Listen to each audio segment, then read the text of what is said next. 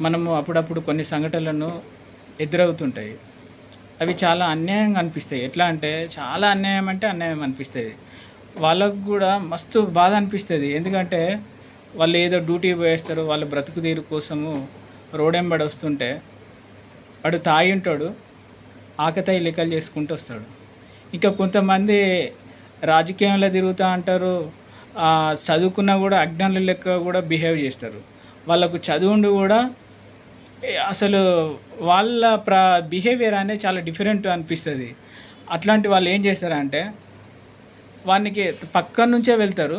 పక్కన నుంచే వెళ్ళిన తర్వాత ఇప్పుడు అతనికేమనిపిస్తది, ఆయన కూడా మనిషే కాబట్టి చూసుకుంటూ వెళ్ళరాదు అని అంటాడు. అంటే వీడు తాగి ఉంటాడు కదా!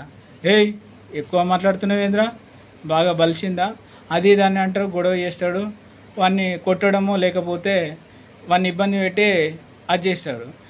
చేయంగానే ఇప్పుడు వాడు మిడిల్ ఫ్యామిలీలోడు కాబట్టి ఏదో బతుకు తెరువు కోసం వచ్చిండు కాబట్టి వాడు ఏమి అనలేడు.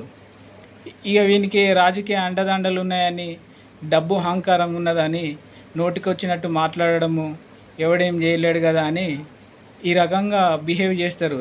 ఇవి అక్కడక్కడ చాలా బాధాకరమైనవి. వాళ్ళకు చాలా బాధ అనిపిస్తది. ఎందుకంటే వాళ్ళు ఏదో బతుకు తెరువు కోసం వచ్చిండ్రు కాబట్టి వాళ్ళ మీద ఇట్లాంటి పెత్తనాలు చేస్తా అంటారు.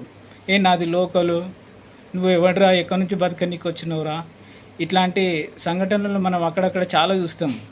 ఇది చదువుకొని మనం ఒక సమాజంలో ఉండి రాజకీయంలో ఉన్నా కూడా ఇట్లాంటి బిహేవ్ చేస్తూ ఉంటారు.